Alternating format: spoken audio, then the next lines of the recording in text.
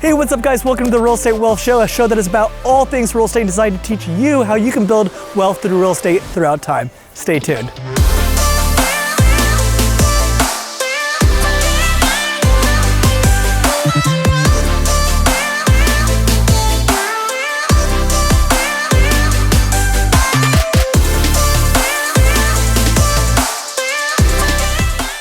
What's going on, everybody? My name is Tyler Horst, host of the Real Estate Wealth Show and a realtor investor in my hometown of Portland, Oregon.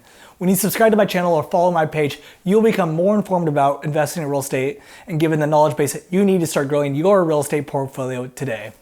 My goal is to show you how easy it is to get started investing in real estate and show you how easy it can be done. Every single week, I'll be covering a different topic regarding investing in real estate, so please don't forget to subscribe or follow me on YouTube, Instagram, Facebook, Twitter, and LinkedIn.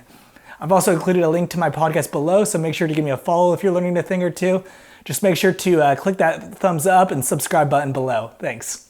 So this week I'm going to be talking about 4 ways anyone can invest in residential real estate. The first way that anyone can invest in residential real estate is by buying rental properties. And one thing you need to know about rental properties is how cash flow works. And what cash flow is the amount that you're making from your tenants on a monthly basis over your monthly mortgage amount. So let's say your monthly mortgage amount is $2,000 and you're making $2,500 from your tenants every month.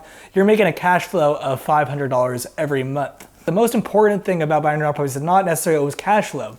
I would say it's appreciation. I would rather buy a rental property in a good area with good schools that I know is going to go up in value over time, and I'll be able to cash out when I go to sell that house one day for a profit. Now, cash flow is good at certain times, especially in down markets, because that cash flow that you are putting into your reserves every month, that cash flow can be used as a good buffer during bad times when maybe your tenants lose a job and they can't pay their mortgage every month. So cash flow is good to protect you during those times, but it's really about appreciation when it comes to a single family rental property. Next thing I want to talk about in terms of rental properties is the importance of doing background checks with your tenants. So you don't want just anyone living in your house. You want to make sure that you go through a process with these tenants where they go and submit all their documents and everything that they need so you can know that the history on this tenant and know that they're a qualified tenant. And the next thing I want to talk about is how anybody can start playing around with rental properties. You don't need to be a seasoned investor to start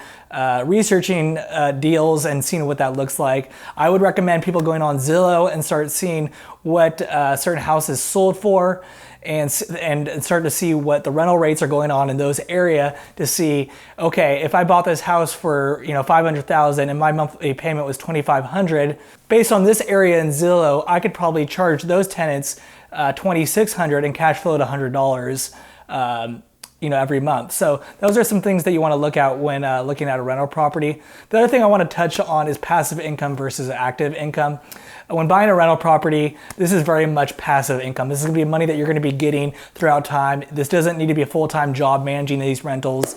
A lot of people, what they'll do is they'll have a property management involved that's helping with getting the tenants in there and taking care of the property throughout time, so you don't have to do those things. So that's one way you can go about it. You're going to make more money in cash flow every month if you don't pay a property management company, but that's a great way to get started if you don't know how to manage a rental. So another thing you need to know that typically when you're buying a rental property, it requires a higher down payment than you would on a primary residence. But a little bit of a trick that I like to tell my investors and tell people that I've worked with in the past, and something I did myself, was you can buy a primary residence with 3% down. Now you are required to live there for at least 1 year, but you can live there for 1 year with 3% down and get a better interest rate because you're buying it as a primary residence. And then after you lived in a year, then you can rent it out from there, so then you don't have to come up with a 20% down and have to pay a higher interest rate that you would typically on a second residence, such as a rental. So that's a little trick that you can play out as well. Another way that anyone can start investing in residential real estate is by buying a home and renting out the rooms to roommates. You can help out with a mortgage, and sometimes you can end up living for free. So let's say your mortgage payments is $2,500, and let's say you have 3 bedrooms that you can rent them out to roommates. Maybe you charge them $500 each. You're getting $1,500 in rent, so then your payment for the house is only $1,000. Now, what I like to tell a lot of people is when you're buying a single family house as your first home, you're not only investing in real estate, but you're really investing in yourself, because what you're doing is you're keeping the money that you're paying in your mortgage every month in your own pocket and now giving it to your landlord. So you're building equity over time, and you're also going to capture that appreciation in the market. You can get in as low as 3% down on these homes typically, like I talked about previously, if you live there for a year, so that's awesome. And the other thing is when you sell your home and upgrade, you're actually building a real estate portfolio by leveraging your equity to buy more real estate. This is what I call trading up. And the next way that anyone can invest in residential real estate is through multifamily, which is actually my favorite long-term investment opportunity out there. Now, what is multifamily? A multifamily opportunity is anything between 2 units and 4 units. That's a duplex, triplex, or fourplex, meaning 4 units, obviously.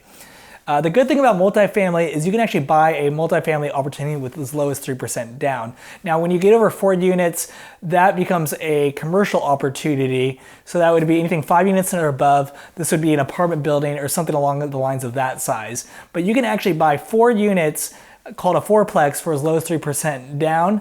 And you can even live in one of the units while you cash flow the property with all the rest of the tenants in there. At least in the Portland metro area, we do see higher appreciation rates over time with multifamily opportunity as well. And that's part of the reason why I think this is the best long-term investment. The more doors, the better. You're better off buying a fourplex with 4 doors in one location than buying 4 different single-family homes scattered in different neighborhoods around the region. So I would start buying fourplexes and then build up your real estate portfolio from there. And the next way that anyone can begin investing in residential real estate is through Airbnb. Now, I'm sure most of you have heard of Airbnb at this point, but what it is a short-term rental service where you can rent out a room, a whole level in your house, or your entire property, or maybe an ADU in your backyard to somebody for as little as a day to maybe 2 weeks or 3 weeks.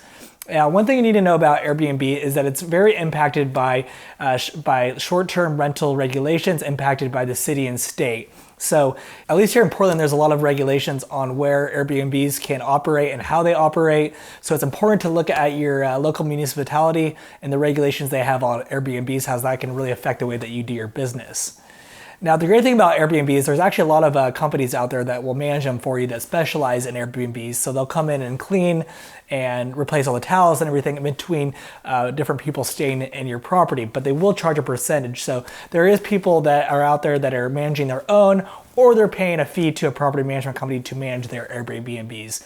Now, the thing with Airbnbs is that you can cash flow a lot more than you would on a single family rental property because people tend to pay more for short-term stays versus a long-term stay.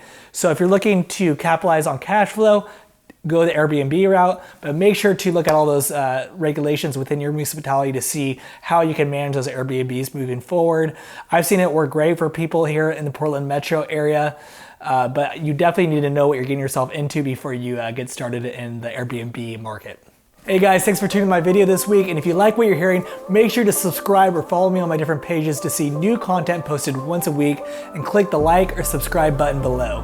And if you're even thinking about buying or selling real estate within the Portland metro area, please feel free to call, text, or email me anytime with my contact information listed in this video. I'd love to help you out. See you again next week.